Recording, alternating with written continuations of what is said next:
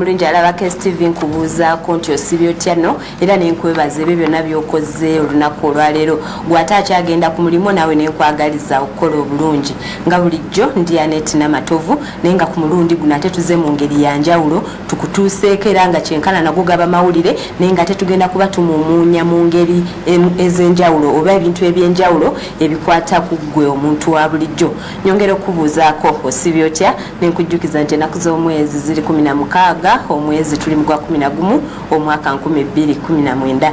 Mulundi guno tuzze na kyanjawulo nga ku luno tuleesa abantu abavunaanyizibwa ku bintu eby'enjawulo nga tugenda kusooka tumumunye ku bikwata ku nsonga z'abeeroddiyu era nga mu studio tuleese omwami Katamba oba Afande Katamba bangi ku mwendooza muzze mumulaba nga tumuleeta ng'agenda kuba tunyonnyola ku bikwata ku beeroddiyu. Ate mu kitundu ekyokubiri tugenda kuba ne kamishona okuva mu kakiiko k'ebyokulonda nga ye mwami Ssebaggala Kigozi ng'oyo naye ate agenda kuba nga atunyonnyola ku nkalala z'abalonzi na biki bye wandyetaaze okumanya nga ggwe munnayuganda eyeeteekerateekera akalulu ka 2021. Naye sirinze mu studio tuyise n'omusasi waffe Kiza Peter agenda babuuzaako ate n'oluvannyuma Afande naye atubuuzeeko atweyanjulire n'ebitiibwa bye kubanga tuyinza obutabituukiriza bulungi naye ate ye asobola obikutuukizaako bulungi. Kansooke ne Kiza Peter obuuze ku balabi n'oluvannyuma tugende maaso.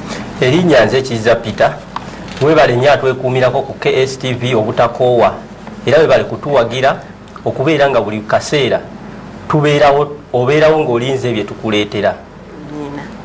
Weewaawo ye munnaffe Kiza Peter omusasi w'Olulango era ndowooza bw'atawulikika mwagaaleero tubeera nga abatakoze mawulire. Kati katugende ew'omwami oba Afande Katamba akwanze nkozesa nnyo omwami Katamba engeri gye ndi Muganda erinnya ery'ekiganda oba ery'ekika tuba tulina oddiwereekerezaako omwami naye nkusaba obuze ku balabi baffe n'oluvannyuma tugende maaso. Abalabi era abawuliza ba KSTV balamusizaako nnyo. Mwebale mwetusaako engalo, mwebale nakwekuumira ku KSTV ate na management ya KSTV njebaza kubanga batukyaza entakera netubako ensonga zitubatuusaako beebaza nnyo. Naffe tweyanziza nnyo kubanga buli we tukuyitira obeerawo ku lwaffe n'osobola okujja totangaaze bannayuganda.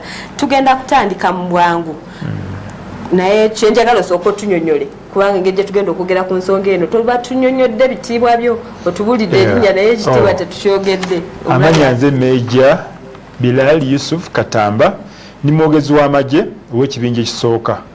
Nabagambye ekibinja ekisooka kitula kakiri wali edikola zaakyo kitwala ebitundu bya Buganda ne Busoga ne Bunyolo. Ne LDU egwa mu kibinja ekyo kuba eri mu Kampala Mukono ne Wakiso so bali mu kibinja kyaffe. Abasinga balowooza nti njogerera LDU naye ndi mwogezi wa First Division. LDU nayo mwegwa naye egwa mu First Division. Egwa mu First Division. Waaw ndowooza obitegedde nga waabikwanjulidde okulokola obudde obutatwala budde buwanvu twawulirako emabegaawo nti mwatandikawo ekikwekweto tokoola. Yes. Omulabi waffe yandiyagadde waliwo eyakiwulirako naye nga takimanyi kyeki ne wabeerawo akiwuliridde wano nga yeetaaga okumanya ekyokwekweto tokoola kyeki era mulimu biki. Okay. Amagye bulijjo tukola ebikwekweto eby'enjawulo era ebikwekweto byaffe oba operation zaffe tuziwa amannya ag'enjawulo. Mwawulirako operation Kwamata Kabanda, operation Lightning Thunder, operation Mwisho. So tuna operation amanya tuziwa amanya ag'enjawulo operation ez'enjawulo. So operation y'e Kampala ey'okulwanyisa obubbi n'obuzigu n'obumenyi bw'amateeka mu Kampala n'emirwano yatumirwa operation Tokoola. Okutokoola kigambo kya Lunyankole oba Lunyakitala kitegeeza okujja ekintu ekiba kigudde ku liiso okutokoola. Kusokoola kiyinza okuba nga kyamaanyi naye okutokoola wegendereza nnyo ajjako n'obwegendereza kitegeeza okutokoola kitegeeza n'okwewa kinyonyolako nti bw'oweewa bw'oti n'ojjamu ebikyafu n'osigaza ebirungi oba otokoola. Kitegeeza nti bw'oba oweewa ebirungi ebigwa obijjawo n'obizza mu birungi ate ebibi era ebisigalamu era obirondamu nga bw'obadde oweewa ne bisigalamu naye obirondamu. So operation eni yagenderamu okuggyamu ebibi abantu ababi amenyi b'amateeka bannayuganda naddala bannakampala n'emiriraano basobole okukola emirimu gyabwe nga teri abakuba ku mukono. kitegeeza okutokoola ogambye nti kigenderamu kujjamu ebibi kati biki bye mujjamu era mubijjamu ki tujja abantu abamenyi b'amateeka tubajja mu bantu abalungi abantu abalungi basobole okusigala bokka naye tukikoza n'obwegereza obwegereza omuntu bwakozesa ng'ajja munne ekisubi ku liiso bwe bwegereza bwe tukozesa tuleme kukosa liiso lino ti abantu abalungi tugambe nti lyeriiso ekintu abantu ababi ababatema kyekibi ekiba kigudde ku liiso ne kiremesa okulaba mu nkola eno mukozesa baani be mukola nabo kino operation nawe gambe nti operation eba yabakwata mundu kati twatandika twakajawulamu emirundi esatu kati tuli mu phase yakusatu twatuka tokola 1 president yeganga bwe yavaawo n'agamba nti omenyi bw'amateeka busukkiridde ngenda kuyitawo ejjeri mukuma byalo LDU ne tuli recruitinga tuli training kaweweeta naye nagamba ng'ejjeri kyali traininga mu kaweweeta UPDF ejje ejjeri ekwasizaako poliisi so ne tujja amagye ne gakwasizaako poliisi agakubwa brigadier Mugerwa Steven najja n'aba n'abasirikale abo ng'abeerodiwa traininga eyali tokola 1 phase 1 yes kati abeerodiwa bajja nakuza omwezi 3 omwezi ogwo nga 23 omwezi ogwokuna omwaka guno UPDF nevaamu LDU nejja neba tokola 2 netukola bye twakola kati then tokola 3 mwajjukira nti president commander in chief yalagira General Sabit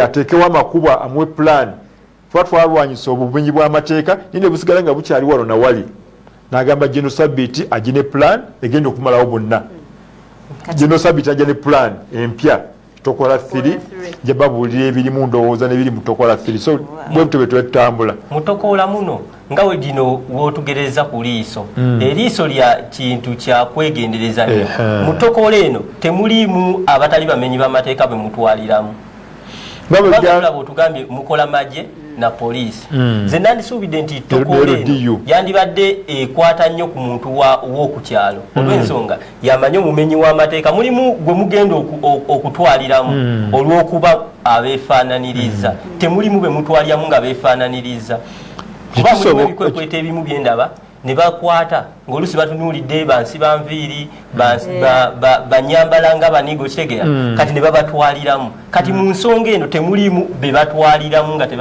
si bamenyi b'amateeka naye nga babeefaananiriza kuba temukozeseza ba LCs kisoboka ekyo naye tekiba kigenderere bwe tugambye nti bw'oba otokoola bw'oba owewa ekirungi ne kigwa okijjayo so tufuba okulaba nga mulungi bwekasa tumutegeera nti agendedde mu babi tukola ki tumugye kuba tulina okukitegeera nti ababi babeera mu balungi aye bagala nnyo okubeera n'abalungi bamala okukola ebibi nebajja ki n'abalungi kisoboka bulungi nnyo okwefaananiriza kuba okufaanana si Luganda ekifaananyi kya sensekera kaka kye tukola operation yaffe tukita intelligence led tumala kufuna amawulire ga intelligence tugamba nti intelligence tugambe nti wano waliwo abami b'enjaga banywa essaawa bweziti ne badda mu ludde essaawa bweziti essaawa 2 ne bagenda mu katufundu bwe kati ne bakwata abantu ne bakuba abantu naawe oyinza okukwatibwawo ng'osangiddwa oyiseewo oba oliawo ne bakukwatira mu babi naye tugenda tusunsula ekirala twagala nnyo abeero si one chairperson ne defense okubanga bakirimu batwangwire kuba nabo baba bamanyi abantu baabwe bagamba nti ono mutabani wa gundi wadde abadde wano naye si mubi so twagala aba LC naddala defense ne chairperson babe nga babeera n'abebikumaddembe baffe bano nga batambula nabo naddala ekiro mu patrons ekiro naye nga yadde kino kitokola kizze mu bantu aba bulijjo ng'abantu batandise okwevuma LDU nti okuva we yajja obumenyi bw'amateeka naddala obw'amaanyi abantu bakibateekako nti mwabatendekera ababbi UPDF yatusindikira ababbi ku kyalo ensonga gye basinga okuwa mwaddira abaana be bamanyi ku kyalo ne mubasindika mu byalo ebirala omwana atamanyiddwa ne mumuleetera atamanyiddwa ku kyalo kati abo recruitment gye mwakola mugabo ogambye mwasunsulangamu nze nyinza okujja nga neegonzezza mulungi nnyo ne munsunsulamu era ne munsindika e Captura n'entandika okukigomya abeewo kuba kati abantu bangi nnyo beemulugunyiza ku LDU benyigidde mu bubbi be babba bodaboda be bakuba abantu awatali musango ye tasooka kwebuuza bwaba engeri gy'alina emundu aba n'obuyinza mu ngalo bonna abantu ne bakiteekako UPDF mwatutendekera babbi mwatutendekera bakuuma byalo kubanga olaba ne chairman w'emuduuma enkwatibwa gye yakwatibwa ng'alinga si mukulembeze olw'ensonga abazze omukwata tebamanyi ani gwe bazze kukolaki kukwata kati ekyo ekintu langa kati mwe tokooleeyo nammwe ngammwe mugyekebedde mutya ekisooka abaana be twaba traininga kujja kunyabunya bannayuganda twabaleeta abakuume era netuba traininga okubakuuma waliwo abayinza okusiibuka empisa nga bubeera n'abantu kambe tulina abaserika kakaga mu 5 tebubulamu asiibuka mpisa naye si enkola yaffe era ne bwaba nga asiibusa empisa tulaba nga tumukangavvula waliwo ebifaananyi ebiragibwa kati ebimu nga bikadde nnyo kati abaserikale baffe tebajakkiriza kukwata miggo embooko teri musirikale akkirizibwa kukwata tebakyakwata miggo ebyaliwo mu ntandikwa baali bazikwata netubagaana era abantu nga bakomplaininga batugambanga nti zabayambanga emiggo ekiro nga batambula embwa zibajja ne bazibagobagolera ne zibagala obbaluma nga bagikubisa emiggo katubagamba komanda yekka owa PDF abaako yakwata omuggo yekka abantu tebakkirizibwa kukwata muggo ekyobubbi olwokinyala okuddamu ekyobubbi nti bweyongedde ekisusi kyamu nnyo tutambula ennaku zino waliwo tukola 3 waliwo program gye tuyita civil mobilization police n'abantu tutambula mu bifo ebyenjawulo bannayuganda abawansi basanyufu nnyo olw'ebyo ebituukiddwako abeero dijjo bayambye nnyo waliwo ebitundu ebyalimu nga tebikyayitwamu najjako ne baŋŋamba omulundi ogwasooka nti awo wammwe wano wansi wano tisaawa 2 nga abantu bava ku kyaki okusaba nga okuddayo bababba era mukama wamwe naŋŋamba nti walungi nnyo era naye ng'asiima afande Katamba kirabika bw'oba otubuulidde birungi bingi ebiri mu Beero DU naye mu budakiika butono katusooke tuwumulemu katono tukomewo ate oyongere tunnyonnyola omulabi waffe omulungi owagaleero tukyalina afande Katamba nga tunnyonnyola ku nsonga ezikwata ku Beero DU na biki ebyo bye babaza bavunaana tunnyonnyola kiriwo ekiti oba kiriwo ekiti n'olwekyo katuwumulemu katono ate tugenda kukomawo ayongere okuttaanya ensonga eno ekwata ku Beero DU.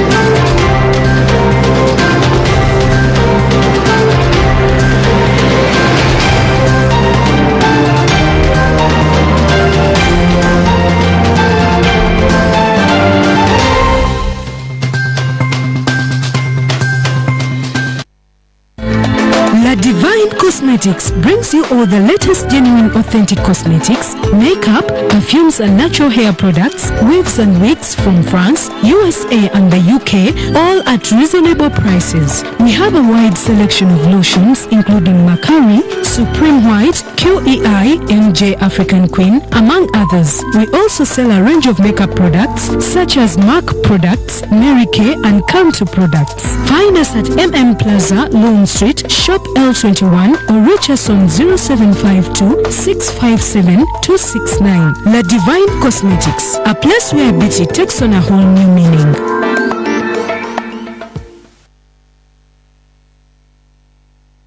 Neighbor, you look stressed. There are so many bills to pay and the money is delayed again. Water bills, electricity bills, rent. I don't even know what to do. Why don't you get a Center Mobile loan from Centenary Bank to help you clear those bills? But when will the loan be approved also you? The Center Mobile loan is instant. That's right. You can now get an instant Center Mobile loan from Centenary Bank of up to 2 million shillings. It's so easy. Dial *211# and get cash now on your bank account. Or download the Center Mobile app on your Play Store. Centenary Bank. Centenary Bank is regulated by the Bank of Uganda.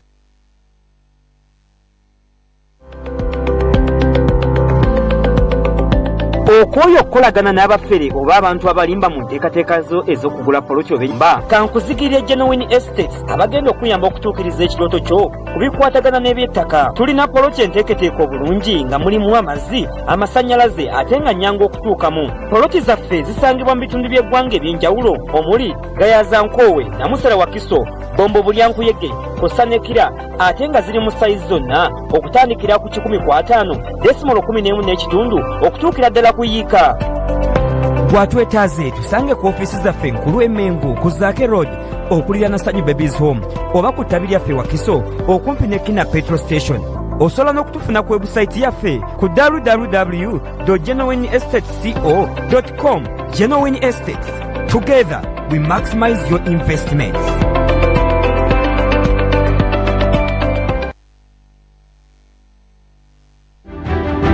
La Cedri Forex Bureau, your one-stop center for your monetary transactions. Sending and receiving money is faster with us through our services like mobile money, MoneyGram, World Remit, Express Money, Opesi Money Transfer, Western Union Money Transfer, Telegraphic Transfer, and many more. We offer the best forex rates for all leading currencies.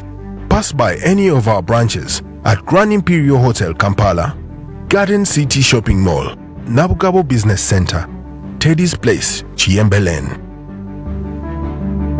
La Cedri Forex Bureau, exceeding your expectations.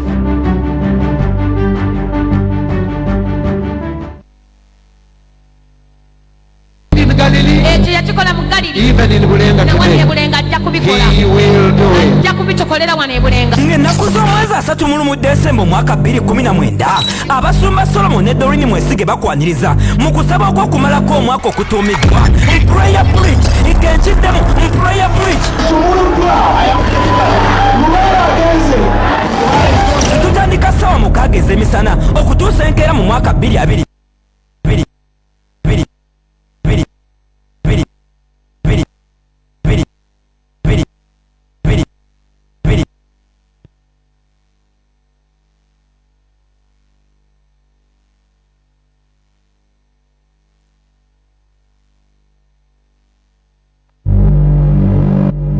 What he did in Galilee, even in Bulenga today, he will do it. Ng'ennaku z'omwezi 3 mu Desemba omwaka 2019 abasumba Solomon ne Doreen Mwesige bakwaniriza mu kusaba okw'okumalako omwaka okutuumiddwa Prayer Bridge ikenkiddemu Prayer Bridge tutandika ssaawa 6 ez'emisana okutuusa enkeera mu mwaka 2020 awo ku kisaawe ky'ekkanisa ya Good News Bulenga. Abantu b'e Busika, Mbulaga, Mbulenga, Mbuloba, Mbujuuko, Mityana, Wakiso, Mukono, Kampala n'ebitundu ebyetooloddewo mujje twebaza omutonzi olw'okumalako omwaka 2019 n'okumusaba 2020 abeere mulungi era obuwanguzi. Kitange nangira omukisa ogujjwa amaanyi okweyongerako ndagira omukisa ndagira omukisa. Tosuba abayimbi abamanya oluwombo lw'enjiri ekijjiro ky'okusaba wamu ne fireworks ezigenda okuyingiza 2020 nga bwezitulika bwebbo. Ng'ennaku z'omwezi 3 mu Desemba era we tugenda okugabira bawunguzi b'ettaka ebyapa byabwe. Ng'ennaku z'omwezi 3 mu Desemba Prayer Bridge ku Good News Church e Bulenga.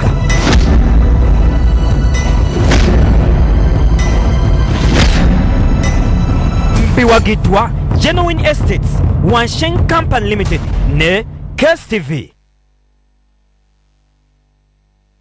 Wakirootako okirowoozaako oba olina kukkiriza nti ogenda kukituukako kitwale nti kiwedde. Fuuka Land Road ne KSTV omwaka guno ng'owangula ettaka eriryo ku bwo eritaliimu yadde vulugu. Kaakati ekyokukola kyangu nnyo ng'owekumire ku KSTV ng'olaba pulogulaamu zaffe ez'enjawulo oddemu ebibuuzo ebinaaba bibuuziddwa nga bw'olagiddwa olwo ng'oyingidde akalulu. Abawanguzi bakulangirirwa ng'ennaku z'omwezi 31 omwezi ogwa Desemba omwaka guno 2019 mu kusaba okw'okumalako omwaka okunaabeera ku kanisa eya Good News e Bulenga. Wamma ggwe kiwuli kika ky'okulaba KSTV n'ofuuka Land Road 2020 nga tannatuuka.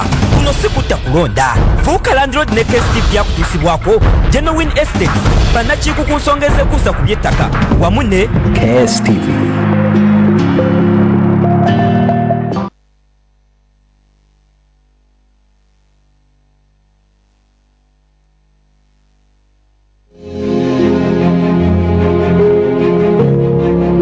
King Solomon's Junior School is a Christian-founded nursery and primary school fully registered by the Ministry of Education and Sports.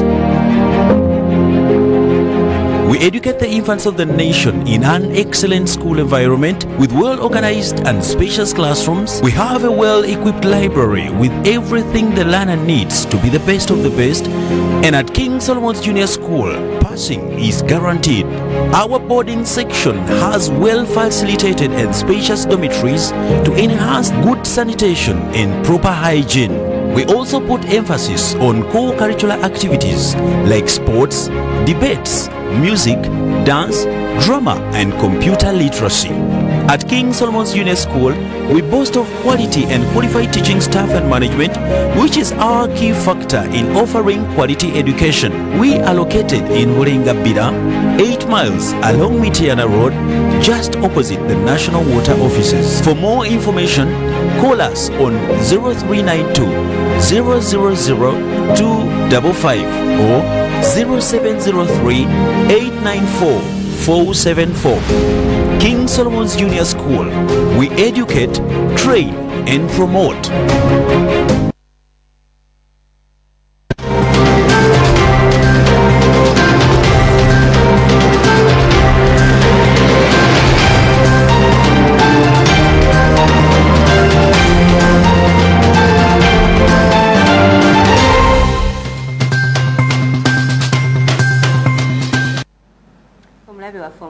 Nyongera kwebaza kyatambula naffe ku KSTV agaleero tobuzaazibwa ku lundi guno tukyusizaamu kubanga waliwo ensonga zetubadde twetaaga abakulu batunnyonnyoleko n'olwekyo nga tusozeewo tubaleete ate basobole okutunnyonnyola. Mu studio ndimu ne munnange Kiza Peter n'omugenyi waffe Afande Katamba, ate nga mu kitundu ekyokubiri teweerabira tugenda kuba tudda ne kamisoni okuva mu kakiiko k'ebyokulonda nga naye agenda kuba ng'aliko byatunnyonnyola ate ebifa ku ludda eyo bwe twetuviridde mu kuwumulamu nga tukyagenda maaso nga mwami Katamba atunnyonnyola ku bikwata ku BLDU. Naye ekibuuzo kyenkomyewo nakyo mwami Katamba gye buvuddeko mwalangiridde nga bwe mugenda okuteekawo kiringa kipande ekiriko ebikwata ku buli wa LDU.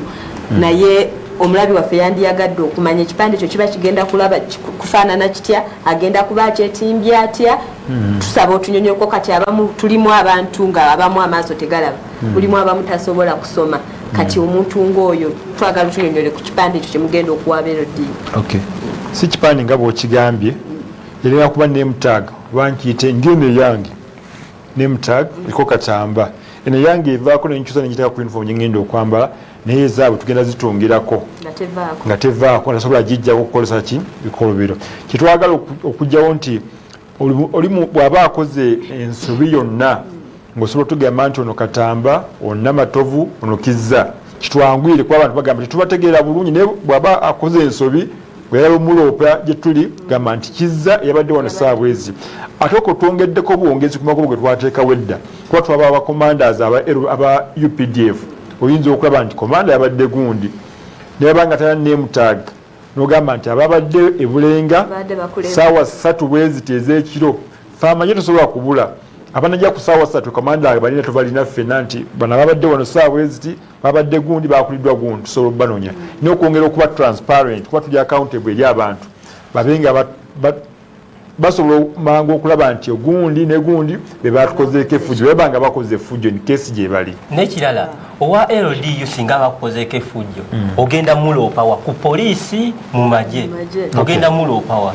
Ekisooka baba ne bacommanders baabwe batambula mu section ebiseera ebisinga ba 12 kubaako wa UPDF bisinga 12 tubawa wa UPDF gwosobola okulaba komanda waabwe ti afande omusiikalawo omu ankoze bwati ne bwati bwabanga naye ali kizibu kyo reporting kuba olwogamba ati ono ye mukama waabwe badde bonna ogenda ku detach ekuli okumbi detach ziri wansi ewammwe abasirikale bakuŋŋaanira nga bavudde ku patro edetach wabawo omukulu waayo ebiseera ebisinga aba officer omutuukirire oba ogende ku poliisi ekikuba okumpi wa poliisi kuba operation eri police led ebaako wa poliisi amagye ne poliisi oyinza ogenda ku poliisi no reporting omusango nti abasirikale abadde wano ssaawa eziti bakoze bwe bati bwe batakuyamba zinabazo ezitugaba ezaffe teyamejja Katambera bwere era nja kugireka wano n'okubira simanyi bankubira essimu nti afande abasirikale abeegundi negundi bakoze bwe bati si basirikale bange naye olw'okuba nti ndowooza abantu baana balowooza nti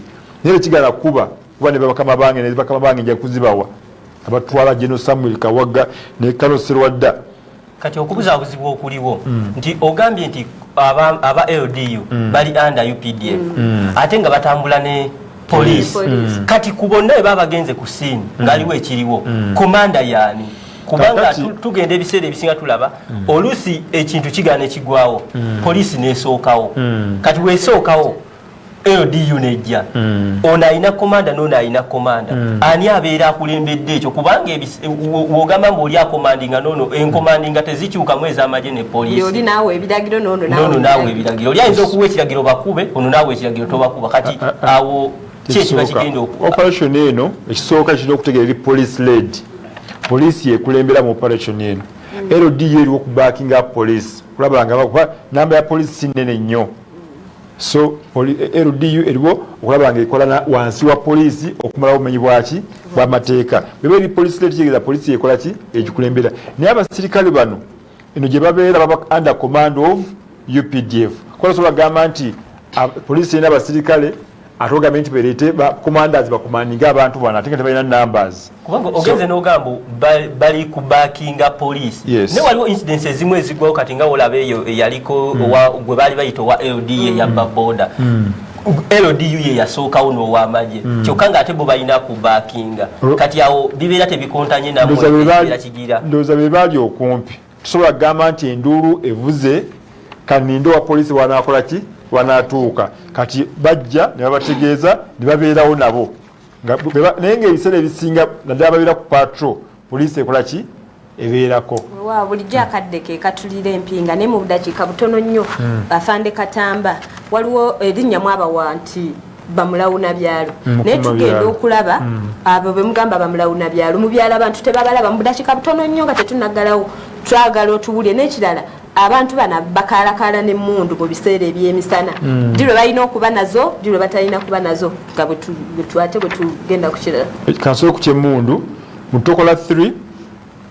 n'okufaanika ku ntandikwa tokola 1 abasigala balina okubeera n'emmundu okuva ku makya paka kire emmundu ekubeera wano togita olw'ensonga betulwanyisa abamenyi b'amateeka babba emisana ne babba n'ekiro tujja kulaba ne road block ezimu snap road checks mugamba tujja kuteekanga road block muyinza okiraba nga bagitaddaawo ng'eguddewo bugwi tuba tulina amawulire ge tufunye tiwaliwo ekintu ekikola ki ekigenda mu maaso so temukyeraliikira ekyo naye kyetwakuze ekyenjawulo buli police station twataddewo gye tuyita quick reaction force eyo twagiragwadde ebiragiro omuntu aba akubye essimu nga banyimenya ennyumba ye babbye emmotoka ye erina okutuuka mu kifo ekyo nga nakikale zinawera 5 nsaba ab'ebitundu byonna bandaba n'abapuliza quick reaction force eyo mugyeyambise nja kuleka amasimu ndowooza Afande Katamba nga sinakuta obaweera eddala lumu essimu yo n'obubaka obusembayo tulyoke tukigale essimu eyange eri 0701 11 0559 iddamu 0701 11 0559 nkubiraako naye ngaokuba ku bintu bya security byokka tokuba bintu byalala tongamba wera kunguza mataka jagala kubafande kuza ttaka lyange sina sente zigula mataka kuba bya security byokka tujja kuba nga tukwatagana nga tukuyamba toyanza nnyo Afande Katamba n'okuba nti buli lwe tuwulira eddoboozi lyaffe nga tukwetaaga obeera oyanguwa mu bwangu omulabi okyali ku KSTV agaleero bwati omwami Katamba oba Afande Katamba bwatunyonyodde ebikwata ku LDU era wonna we tunaaba tumwetaagidde kuba ensonga za LDU nnyingi tetusobola zimala mu ddakiika ntono naye buli otunaaba nga tufunye akadde ajja kujja nga ayongere ate okuttaanya ebikwata ku basirikale bamulawunabyalo tukyagenda maaso n'agaleero kyenkusaba sigalako ate tukomewo n'omugenyi waffe owokubiri ng'onaavudde mu kakiiko k'ebyokulonda naye ate abeereko kyatunyonyolanga ku mulundi guno agenda kuba atunyonyola ku bikwata ku nkalala z'abalonzi ezigenda okuzzibwa obujja tovaawo katukomewo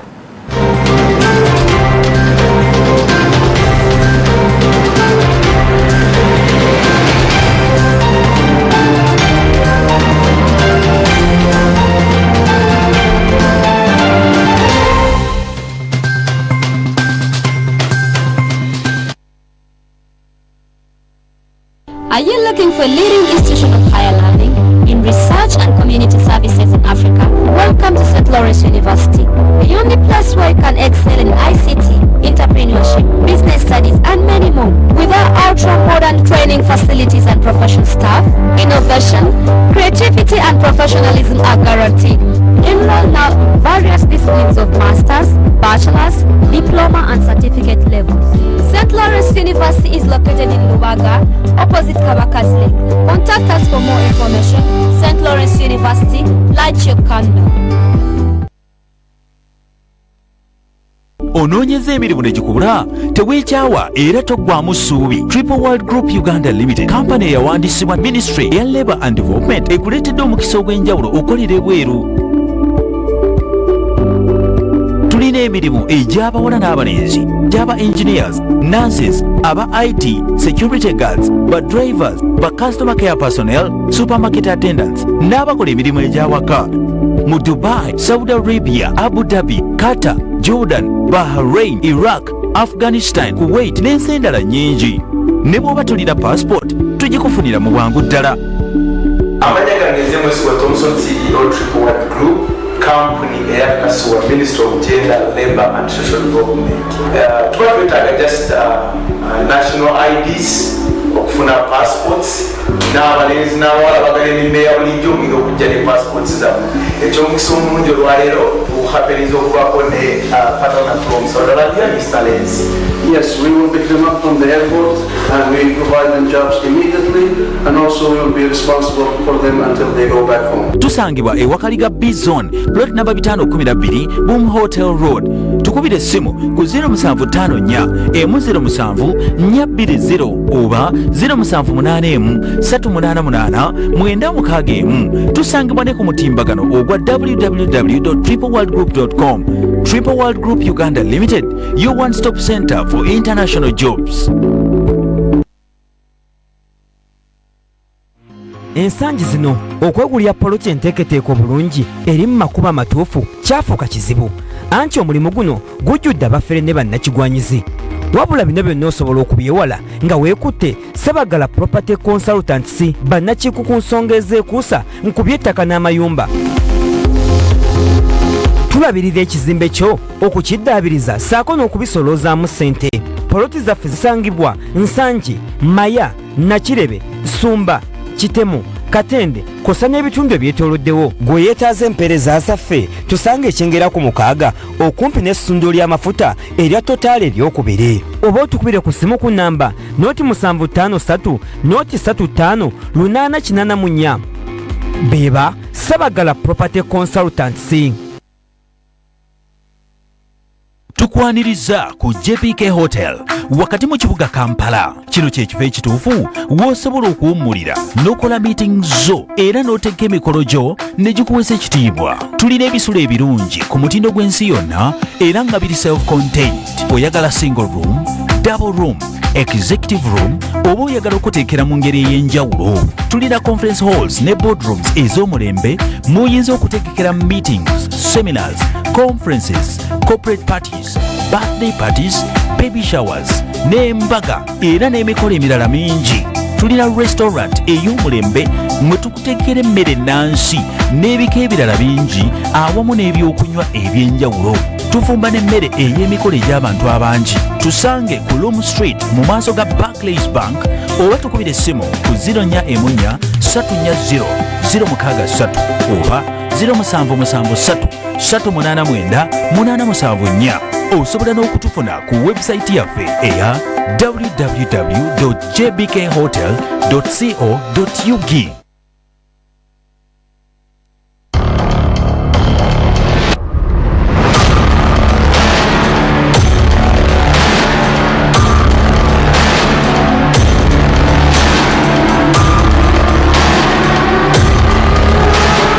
What God has promised you, Katonda byakusuubiza, nothing will stop it from coming your way. Tewali kigenda biremesa kujja gy'oli.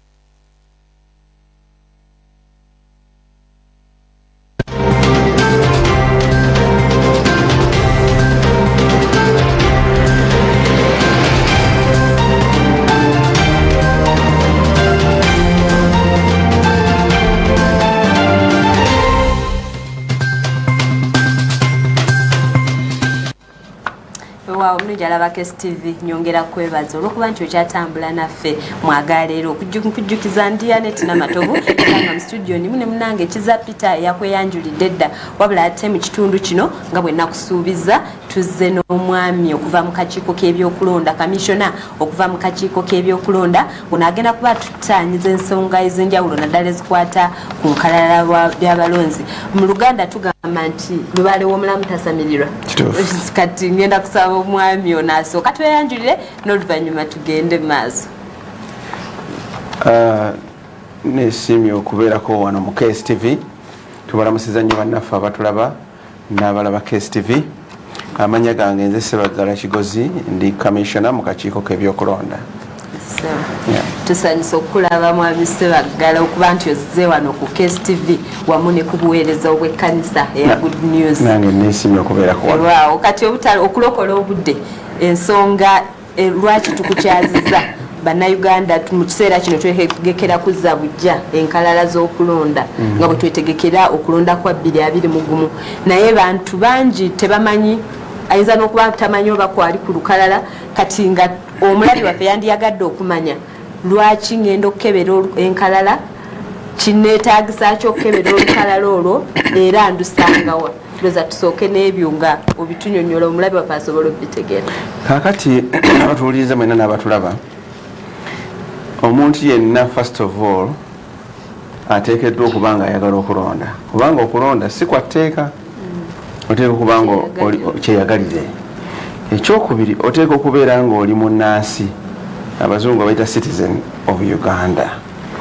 Ekyokusatu oteeka okubeera ng'olina okubeera omunnansi ekikulaga nti oli munnansi oteeka okubeera ne national identity card endagamuntu. Endagamuntu eyo eriko ennamba gye bayita national identification number bagikazaako kya nniini. Kakati nniini eyo gye tukapucaringa ffe aba electoral commission tetugaba ndangamuntu national nira yegigaba ng'emaze okukola emirimu gyayo okulaba oba oli citizen oba toli. Kakati ffe tutandikira bw'oba ojjuza okusooka ogambye nti banaamanya ddi tugenda emabegakaawo twakoze kye tuyita verification of the voters register. Verification eyo twabadde twagenda ku LC1 twetegereze twekenneenye Ssebaggala kwali ku lukalala. Ssebaggala wa mu kyalo kino bw'agamba nti asula Bulenga wano mu zooni eno waasula chairman amumanyi n'abatuze bamumanyi era twakuba enkiiko LC1 eggwanga lyonna. Kaakati enkiiko ezo zaali zakutujjiramu abatakyabeera ku byalo ebyo n'abaafa kubanga abaafa abo mu mateeka oteeka okuleeta gye bayita death certificate okusobola okujja ku lukalala lwaffe. Naye ate ffe tuyinza okuba nga tetumanyiwa gye wafiira tetumanyi bazadde bo naye nga ate ku lukalala lwaffe kwoli. Ogenze n'ogamba olina okuleeta death certificate mba nfudde kati ate ngenda omuntu ateeka okuleeta death certificate. Omuntu yenna ayagala okujja ku lukalala ayinza okuba nga siwuwo naye yenna ayagala okujja ku lukalala alina okugireeta okukakasa nti omusajja oyo gwemwogerako takyaliko bannange mumugjeeko. Ekireeseza ekyo nti abantu mu kulonda okwo tubaddeko naddala kuno kwa by elections abantu baali batugamba oyo yafa lwaki ali ku lukalala naye ffe tetulina buyinza kumuggyako kubanga tetulina bukakafu bulaga nti yakola ki n'olwekyo abeerako ku lukalala. Kaakati ekyo tukikoze ne tukimala era kyetuyamye nnyo tugjeemu bangi abaafa abaasenguka okuva ku 2015 ng'okulonda kwa 2016 kunnaba bangi abaava mu bifo ebyenjawulo ne badda mu birala n'abaafa bangi. Ekyo kimu. Kaakati tugenda kuzzaako kye tuyita update of the national voters register okuzza obujja enkalala z'abalonzi. Tugenda kutandika ennaku z'omwezi 21 guno omwezi tumale nga 11 Desemba kiggwe. Naye mu tayimu eyo mu period ya 21 ne 11 omuntu yenna ayagala okulonda nga munnansi wa Uganda ayina okugenda ku muluka gwe omuluka ye parish ajja kusangayo empapula zaffe eziriko amannya olwedde agaliko agambe nti bannange nze kwekenneenya ndabire eddala nga nkyali ku lukalala era nkyali mu kifo kino. Bw'abanga kwali ng'era akyayagala okubeera mu kifo ekyo ajja kusigalako kubanga olwedde kwali. Naye bw'anaabanga kwali naye nga takyalina bwagazi bulondera bulenga, omukisa agenda kugufuna mu piriyodi eya 21 okutuuka nga 11 Desemba. Naye nti bannange newankubadde nalondera bulenga mu 2016 naye 2021 njagala kulondera Mityana, alina omukisa n'eddembe okukyusa ekifo walondera. Kaakati bw'abajja mu kifo ekyo ku parish eyo we tukyusiza ajja kujja ne national identity card. Bw'aba tagirina mu ssaawa yajja mu biseera bire bya 26 ne baagaba akakonge ke bayita voters location slip. Kaliko enamba ye n'amannya ge n'ekifo walondera ne police station n'enniini kweri. Bw'ojja nako ogamba nze Sebaggala bannange mwebale nnyo mwandabako mu 2016 naye kati ngenda Mityana njagala kukyusa. Bajja kumuwa form agijjuzeemu eriko details, 1 page eriko details emugamba nti agenda kukyusa ekifo gy'ayagala okulondera. Kati ffe tujja capturinga, tujja kutwala form eyo tujjuzeemu byetaagisa. Bwe tunaagenda ofulumya olukalala nga 11 Desemba luwedde ajja kuba erinnya lye terikyalabikira bulenga, lijja kuba lirabikira Mityana. Kiza olinga alina ekibuuzo ekikusoya ku nsonga eyo. Agenze n'agamba wabeera nga aregisterinze nti eri ng'akooyeeyo azze eno, wabeera azze okuregisteringa omulundi okukyusa ekifo, kimwetaagisa eri gye yasooka ku muluka okuddayo okubisazaamu oba ye akyusa bukyusa? Teyeetaagisa kudda gye yalondera. Foomu eno gy'ojjuza ffe tugitwala ne tujjuzaamu. Bwe tukubamu namba eri gye bayita niini, bwe tugipankinga in, bwe tugijjuzaamu etuwa byonna ebikukwatako. Ne tulyoka tujjuzaamu nti change place of polling, ne tukikyusa wabadde Mityana ne tujjamu mwenye wabadde bulenga ne tuteeka mu Mityana, wabadde Mityana ne tusaawo bulenga. Kati automatically mu system yaffe oba okyuse teweetaaga kuddayo kasooba ne identity card oba voter location slip. Kati mwami Sebaggala waliwo abantu 2015 enkalala ezo wezaziba obujja baali nali sinaweza myaka 17 naye ate kati nali sinaweza myaka 18 naye kati ngiwezezza. Mulina enteekateeka gye ndinza atali mu lukalala olwo olw'okuba nali sinaweza myaka egyo. Enteekateeka era mu nnaku zino eza 21 okutuuka 11 mulimu abaana mu luzungu tugamba those who have come of age. Yali 16 okuva ku 16 then aweze myaka 18 akuze ngo amateeka bagagamba nti okulonda otandikira ku 18. Tugenda kumukapcharinga, tugenda kufuna ebimukwatako abituwe tubitwale. Mulimu okweyongera okujjamu abaafa abatafuna mukisa ku luli. Mulimu okukyusa ebifo, transfer oba relocation oba change of place of polling. Mulimu abali balina emyaka 18 nga bakulu naye nga tebeewandiisa nabo balina omukisa okwewandiisa.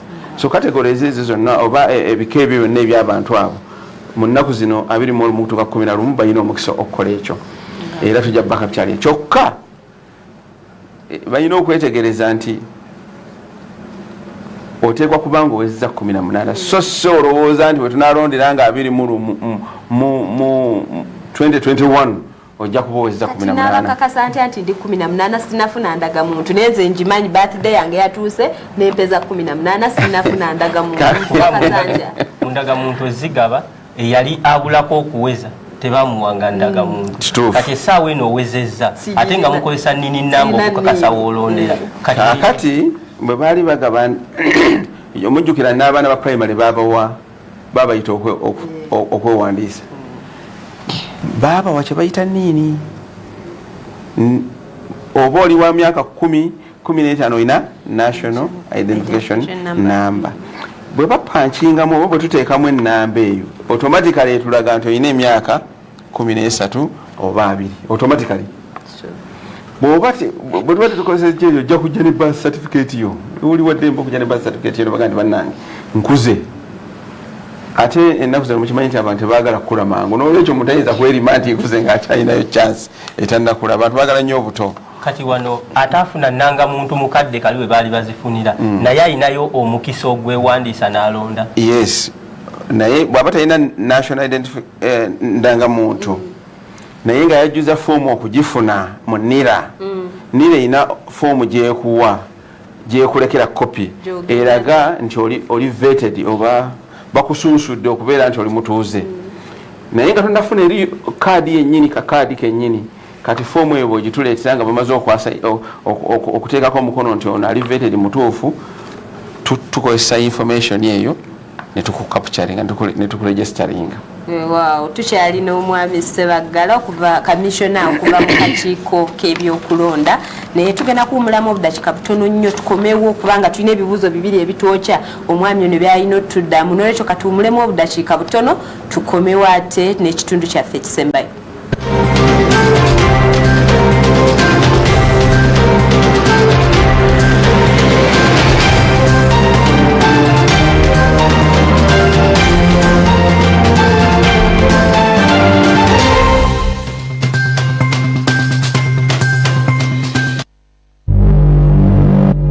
What he did in Galilee, even in Bulenga today, he will do it. Ennaku z'omwezi 3 Desemba mwaka 2019 abasumba Solomon ne Doreen Mwesige bakwaniriza mu kusaba okwokumalako omwaka okutuumiddwa Prayer Bridge igenjiddemu Prayer Bridge tutandika ssaawa 6 ez'emisana okutuusa enkeera mu mwaka 2020 awo ku kisaawe ky'ekkanisa ya Good News ebulenga abantu b'ebusika mbulaga mbulenga mbuloba mbujuuko mityana wakiso mukono Kampala n'ebitundu ebyetooloddewo mujja twebaza omutonzi olw'okumalako omwaka 2019 n'okumusaba 2020 abeere mulungi era obuwanguzi kitange nagira omukisa ogutwamaanyi okweyongerako ndagira omukisa ndagira omukisa tosuba abayimbi abamanya oluwombo lw'enjiri ekijjiro ky'okusaba wamu ne fireworks ezigenda okuyingiza 2020 nga bazitulika bwebbu ng'ennaku z'omwezi 31 Desemba era we tugenda okugabira abawanguzi b'ettaka ebyapa byabwe ng'ennaku z'omwezi 31 Desemba Prayer Bridge ku Good News Church ebulenga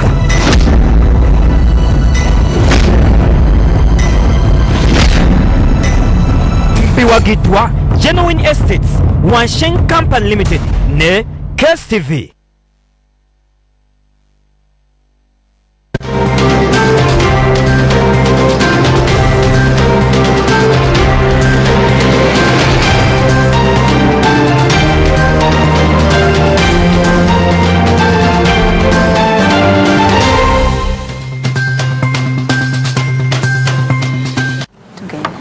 omulabi waffe omulungi nkwebaza kubanga okyatambula naffe olunaku olwaleero mwagaleero ag'enjawulo tukyalina omwami Ssebaggala Kigozi okuva mu kakiiko k'ebyokulonda era nga tukyataanya ku nsonga z'ebyokulonda bwe tuviiridde mu kuwumula bwe tugendedde mu kuwumulamu nga tukyayogera ku byokulonda naye waliwo ensonga ate eyazireewo mwami Ssebaggala we twalonderamu 2006 twalina ebyalo oba ebifo awalonderwa nga biri 5,782 naye kati we twogerera ebintu ebyalo awalonderwa ebyalo voting villages biri 6,800 kati enteekateeka eyo ebyalo bino ebyeyongeddemu mulina enteekateeka kuba tugenda kudda mu vuyo mu 2021 tugambe nti nze nali nondera gindi baŋŋaanye okulonda enkalala ezo mugenda zigabanyamu batya nga mbadde ndi mu Bulenga B ne mutondawo Bulenga C mugenda kikola muki kakati bwe tunamala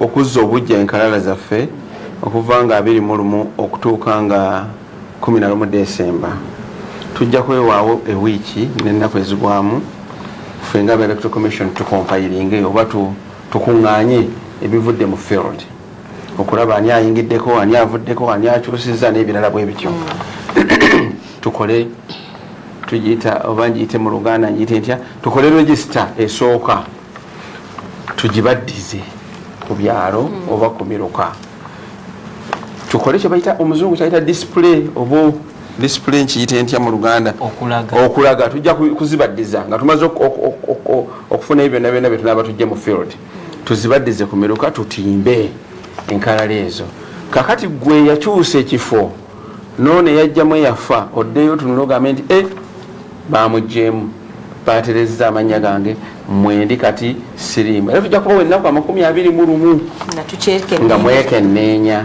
kakati ennaku ezo bwe zinaggwako tuddemu tujje enkalala zaffe mu field anaaba takompuleyininze oba atemulugunyizza mu kiseera ekyo kijja kuba kitegeeza nti mumativu n'enkalala ezo then nga tuzitwala nga twetegekera okukola final voters register eri clean kakati ebyalo bino ebipya ebyeyongeddemu bw'onojja mu update mwezi ennaku 21 ekituteesaawo ebyo kujja kukalaba nti bannaye nkyaliwo first of all nkyalonda erinnya lyange likyaliko nti ye nonderawa kubanga gwajja okukebera okimanyi bulungi nti bulenga bajawulamu ebitundu bimeka kubanga woobeera ojjoka naye ekitundu kyaffe bakitemamu emirundi 2 ndiruddawa ngwawa oyinza okuba n'okukimanya okimanyi kubanga mwe mwabisaba biva wansi siffe tubikolamu mubisaba noga nti okubeera omukakafu kangende nkebere ndabire ddala nga ekintu kino kyebakola kituufu ye time eyo gyetubawa era mu kuzzayo enkalala mu display time ennaku ziri 21 kyekigendererwa abantu bakakasize ddala nga ddala ndi mu B oba ndi mu A. Wow, kiza bulijjo akadde ke katulira empinga ebibuzo tulina bingi naye obuzibu bw'akadde ndoza tugenda kukoma wano naye nga tetunasibula nsaba mwami Sebaggala osooka owa abantu wawe bayinza okufuna ebisingako ku ebyo kuba bingi byotatunyonyodde naye nga ate oyinza okubaako oba namba ya simu oba mukutu kwe bayinza okumanya ebisingawo basobole okubitegeera kakati abatulaba mwenna mbasaba okusooka nga sinaba nakubawa namba eno mufeeyo nnyo okugenda okulaba oba muli ku nkalala ennaku z'omwezi 21 zituuse mukitwale ng'ensonga kubanga kitukwatako nga bannayuganda nze nyina eŋŋombe egamba nti kirungi nnyo okwewandiisa n'oba nga omanyi nti nja kulonda wano akantu kokalina okusinga okwagala okulonda nga teweewandiisa so nga ate okulonda si kwabuwaze okwerinda si buti ekyo kimu ekyokubiri mukubirize nnyo abazadde abakulu mukubirize nnyo abaana baffe bagende beewandiise ebintu bino abavubuka bano abamu babitwala ng'ebyolusaago bimala kubatuukako ne balyoka bajjukira nti nandigenze mubakubirize bagende beewandiise naye omuntu yenna ayagala okwekyeka ne bw'aba tagenze kumuluka oba ku parish asobola okukozesa website waliwo gye tuyita search link osobola okukozesa essimu yo n'okozesa kye bayita www.ec.or.ug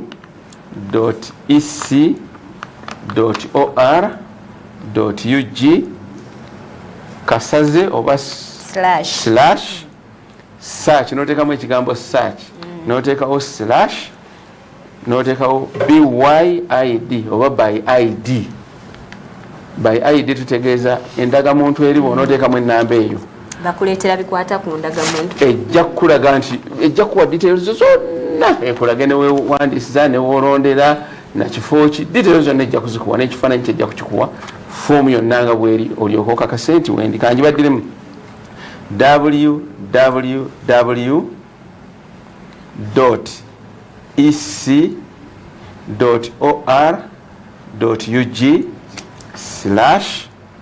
otekemu ekigambo search SEARCH dash by ID BYID. Bono panchingamu oba bono oteekamu ebintu ebyo information ejja kujja ku simu yo oba ku kompyuta yo olabe nga biri bulungi. Bw'omala okubifuna ebyo ne bw'otogenda kumuluka kiba kikulaga automatically mu system mwoli. Era ndowooza abalina amasimu gano agammwe gasereza tebali nsonga ebatwala ku mulukanga essimu yo ekulimu nsawo.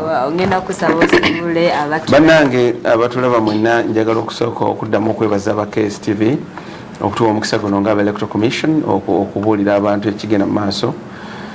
Naye mbakubiriza mugende nga 21 mu checking enkalala n'obutatya kutubuuza enzigi zaffe nzigule bw'obaako kye weebuuza.